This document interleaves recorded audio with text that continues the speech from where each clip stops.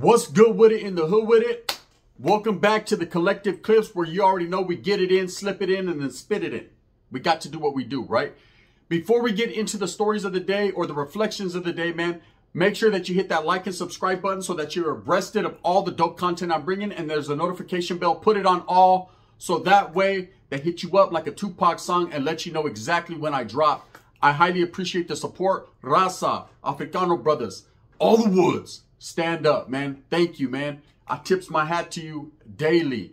Now, in a Menudo style of direct fashion, you guys see the thumbnail, so you know what it is. Guard! Fuck you. There we go. Now I can get started, man. I always got to let the guard know. You know, although they always peeking through the window, who's there looking through my window, right? They want to do count time. Fuck their count time, homie. I'm right here. This is the guys, and we're going to proceed as such. Now, the reflections of an ex-gang member. Reflections of a Norteño, man. An ex, right? You know, like your ex says, kid, you don't love that hoe, right? You don't love her no more. And that's kind of how it is in the game, you know. When you join a gang or you're part of a gang and then you're an ex, meaning you're no longer involved or no longer part of that, nobody wants to fuck with you no more. They scratch your name off the telephone book, homie, never again to take a second look, right? You don't get that second look or that second pass. Well, some do if they could afford it. But in the meantime, in between time, I can't. So I don't get that second look. And really, do I want that second look? One never knows, does one. But lately, I've been doing a lot of reflection. A lot of thinking back to what could have and what should have been. A lot of soul searching, self-reflection. That's something as a man that you have to do. You have to sit back and reflect on things that you've done in life, especially when your health ain't the greatest. And you got a lot of time on your hands. You sit back and you think about, damn, all the good times, the bad times, and what outweighs each other. You know, why my life took the turns that it took. You know, when I first started off as a gang member and I got involved, you know, I could have been anything. Could have been a doctor, a lawyer, never a cop. Not me. But I could have been a doctor, a lawyer, a fucking scientist, right? I'm that smart. I have that much intelligence and that much patience to understand how to obtain things in life and how to work hard for it. You know, that was instilled to me, not by gang members or not by homeboys or not by big homies, but that was instilled to me by my familia, by my tios that I seen get up every day and work hard in them fields, that I seen get up every day and go do roofing and lay concrete and put rebar and do fucking stucco and things of that nature, right? So I grasped a little bit of that knowledge, man, that I couldn't get in college, and I definitely ran with it. And it's helped me in my life. It's helped me to get some of the things that I've obtained in life, because everything as a gang member, I have nothing to show for.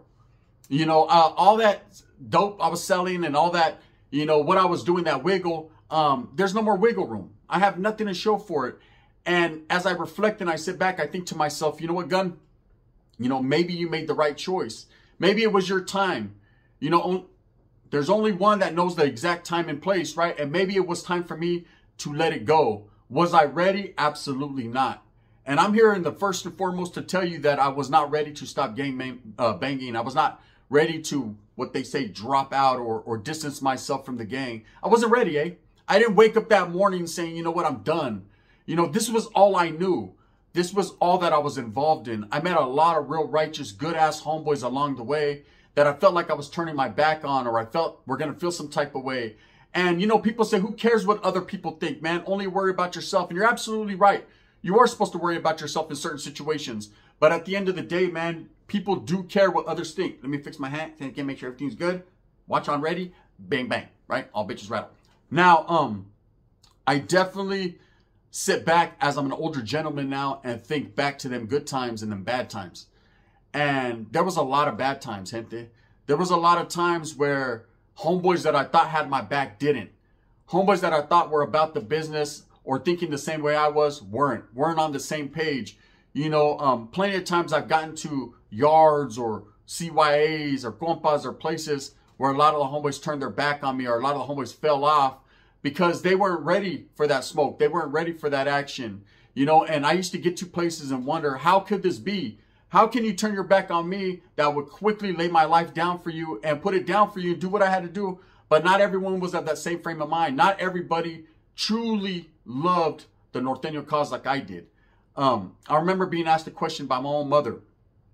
And she said, why? Why are you doing these things? Why are you involved? You know, you go hard. You go to the fullest. Where I see a lot of your homeboys are knocking at the door like, hey, can the homeboy come out and play? Nah, he's too busy writing in his journal about being a fucking hard-ass.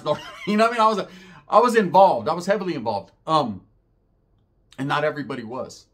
So as I reflect back on things, I remember that day. And I want to kind of breeze you through that day and what went through my mind the day I let the Northie go. The day that I decided, you know, the gangs were no longer for me, or I was no longer for the gangs. Let's just say that. I was no longer cut from that cloth. I was no longer able to assist the casa the way I should.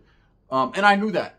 You know, no pity parties, no bullshit, just self-reflection of an ex-gang member. So when I first got in the mix, you know, I got in for all the wrong reasons initially.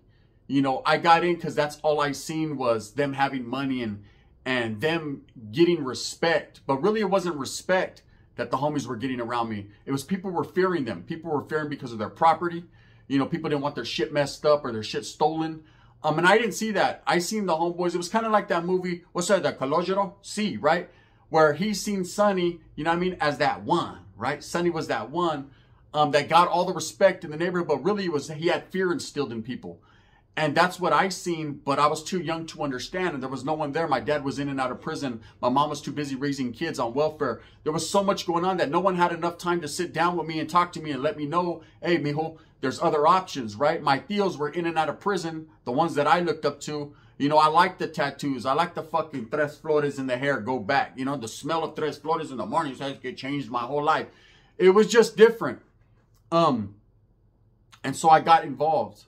You know, and I didn't think I was going to get involved in a certain level. I don't think anyone does. You know, I don't think we think as youngsters, man, we're going to start striving hard. I didn't know words like striving and forever forward and pushing shit to the limits and frontline status. And these words were words that I learned in the youth authority system as well as in the prison system. Because I've been there. You know, I know a lot of YouTubers and a lot of people, content creators, will talk about prison. We'll talk about the youth authority. We'll talk about being involved in certain things in life, but have never really actually been there. You know, they did a little 30 days in the county jail and all of a sudden they think they know what SOS tastes like. You know, come on now. I've been eating SOS since I was 11 years old, 12 years old, man. That's just how it is. It's not something to be proud of, but it's something that's true and in fact real. I've been involved with a lot of heavy hitters and a lot of people that I don't like to speak their names because they still do what they does. They're still true believers and firm believers in that cause. And you know what? I tip my hat to them. I respect that. You know, you got to respect a man for being a man, no matter if he's making the wrong or right decisions. Who are you to judge and determine what decisions they make? That's not what it is, man. If you're a real one and you really accept, Holmes, your fate and what you're involved in or what you've done in your past, Holmes, then you got to do nothing but respect those that still strive for that cause, period. I've met a lot of Norteños, a lot of Sureños, Bulldogs, Border Brothers, Latin Kings, Crips, Bloods, Kumis, a lot of people along the way, and I've took a jewel and I've took a little bit of knowledge that you can't get in college in the meantime, in between time from each one of them. Because see, every gang member, every different person is just that, a person, a man or a woman, someone who has something to give, not just take. You know, people get this, they get this perception of gang members that they're all bad or they're all into doing no good and they're all dope fiends or selling dope to the community and destroying the community. And that's furthest from the truth. Not everybody is like that. Everyone has their own reasons for doing that. See, a lot of us that come from the ghetto and the barrios were put in situations of circumstance. See, I was put in a situation where my father was in and out of prison. You know, my mother chose the wrong one. Can't call it like an alcoholic. I was in a position where the only authority figure or the only persons that I had to look at were my tios that were tecatos and in and out of prison. So what do you think was going to happen with me? Did I have a chance? Absolutely. I have primos that are doctors and lawyers right now as we speak, and they grew up in the same area, same household, same everything. But I wasn't strong-minded enough to understand that.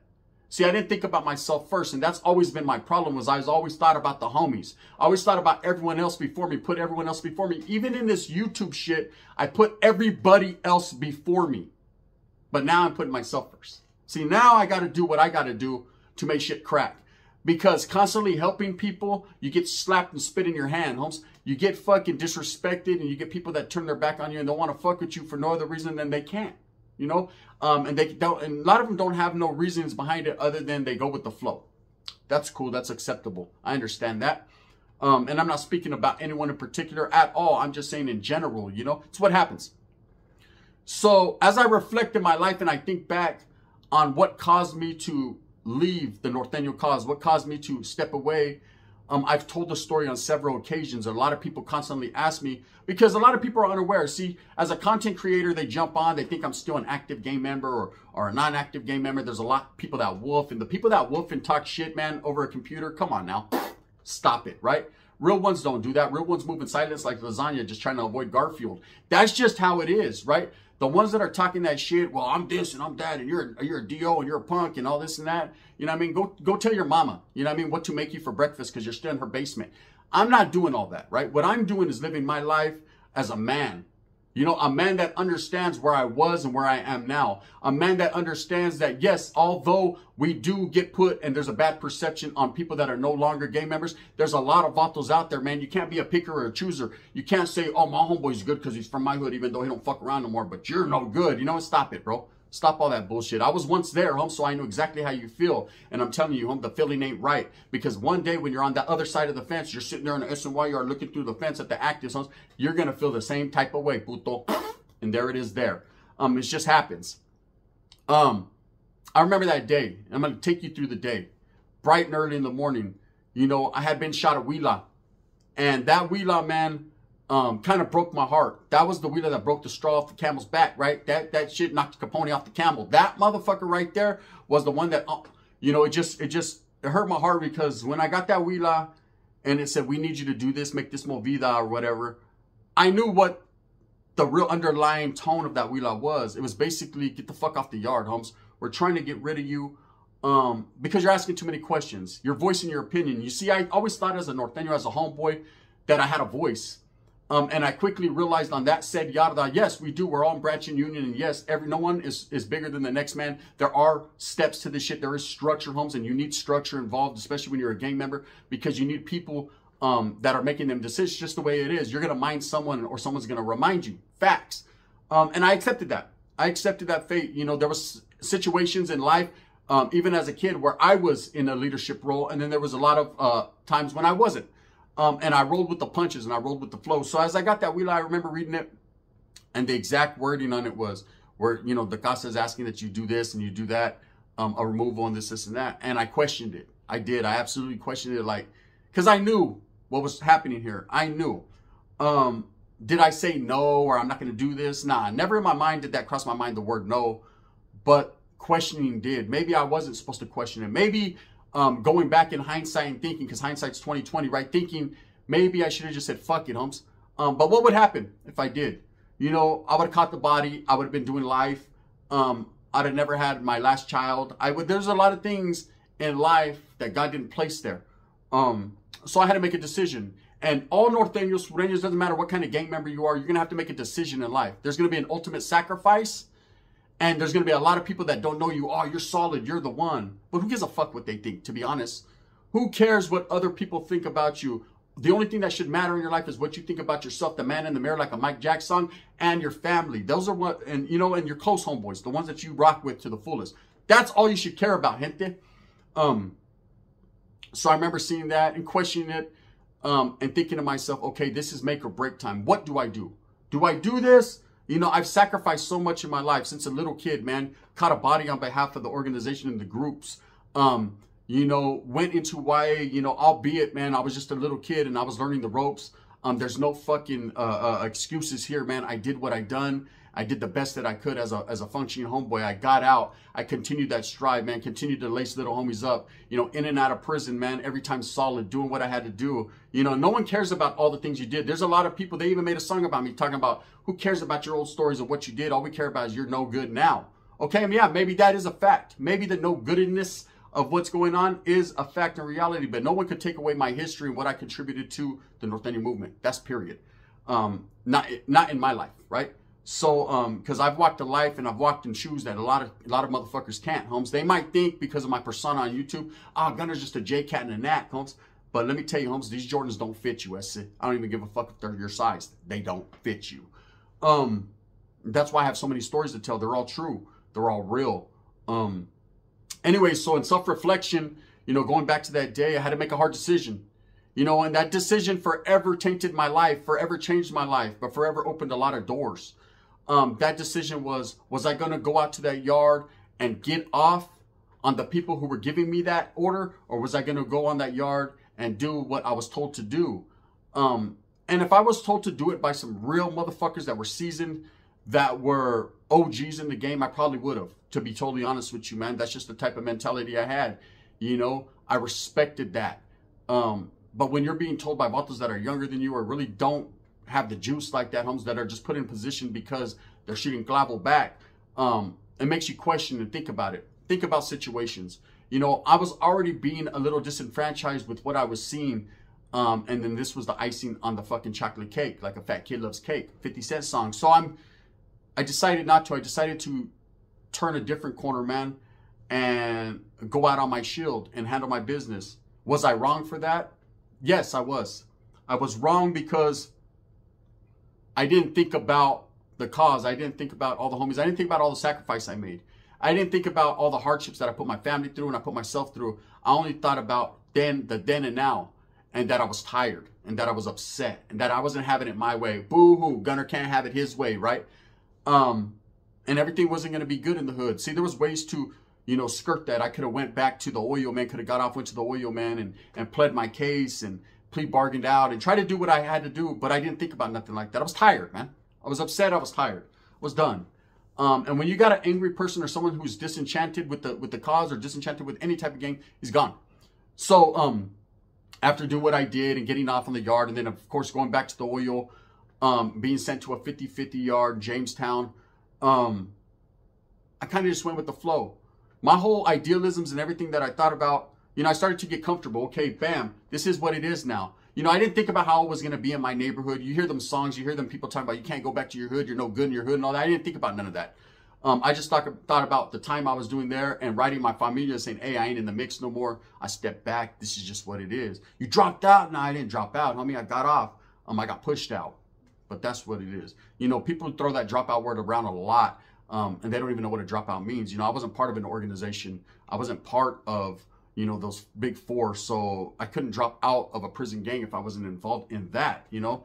I was involved, you know, to a certain degree and had certain status at a certain level, but I was not involved like that. You know, there's a lot of people that come on YouTube and that were involved like that and are considered righteous dropouts. You know, but people respect them because of the way they speak and where they've been. And I got to respect that too. Just what it is, you know. I get looked at and ridiculed and talked shit about because of my voice, because of the way I am, because I'm cut and dry, because I'm straight up. And I'm going to continue to be like that. It's facts. It's just what it is. So as I think about how my life changed and what I got involved in, you know, everything was going fine until I started YouTube. Then I started to be recognized because of the stories I tell. And I brought the spotlight on myself. You know, I asked for this. Can't blame no one else but myself. Make my bed, lay in it, right? Lie in it. So now I have to walk around with my head on swivel. I have to think about, you know, what's around that next corner. But as a man, you should be doing that anyways. You know, that ain't nothing new to me. That's true to me. Do I honestly believe I'm at where I'm at? Yes. You know, everything that I've done is because I've done it by my own hand, man. I don't blame no one for anything in life. You know, all the relationships, the friendships, whatever I've gotten in life, I take it because it's all me. You know, I'm the catalyst to this shit. That's facts. One thing I will say to any youngster that's looking up, you know, because I'm not here to dissuade anyone from gangbanging or none of that. That's not what I do. That's not what my channels are about, man. I'm here to tell stories, have a good time, and entertain. A little bit of comedy, you know, a little wind blowing. That's what we do. But I will tell you this, man. You have to look within yourself and realize and decide if it's for you. It's not for everyone, man. There's not a lot of people that are willing to make that ultimate sacrifice. I wasn't. I'm one of them. I'm going to be honest to you. Am I selfish? No, I wasn't selfish. I felt like I made enough sacrifice up until that point that I should have been respected for it, and I wasn't. Nothing counted, man. All the work I put in, all the pegadas, everything that I went through, all the stab wounds, everything, nothing counted. It's just what it is. So as I reflect back, do I miss it? Absolutely. I miss the canalismo. I miss the homeboys. I miss being able to go in the hood and fucking chill with the homies. Do they miss me? Absolutely not. See, I won't be missed. There'll be more and more and more. The gangs in LA don't ever die. Just multiply colors, right? There's going to be always constant people coming in and out of hoods but no one could ever take away the footprints that I left. With that being said, those are the reflections of an ex-gang member, things that I've went through, things that I've seen. I think I'm going to continue this as a series, part 1, 2, 3, 4. Let me know if you guys think that's cool. And I'm going to give you some reflections on some things that, maybe might help you in life. Like I said, I'm not here trying to push anyone out of the gangs or any of that, bro. I don't poison people. I just keep it real. With that being said, move smooth with a purpose. Get everything that you want coming. And remember, at the end of the day, I know this was a little bit more serio, but sometimes serio was good. You need that wake-up call, homie. You're sitting there discombobulated, smoking on the pipa, wondering why your old lady's over there with the Africano giving him a chop-up session. Well, I'm telling you why, homie. It's because you ain't got your shit together. Get your shit together like the gun. You already know what it is. Thumbs up or thumbs down. Heavy's going to be the head that wears the crown. I'm going to continue to strive, struggle, and strive for the gente, for the people, by the people. It's what we do. Collective Clips. Get it in. Subscribe. Bang, bang. The gun.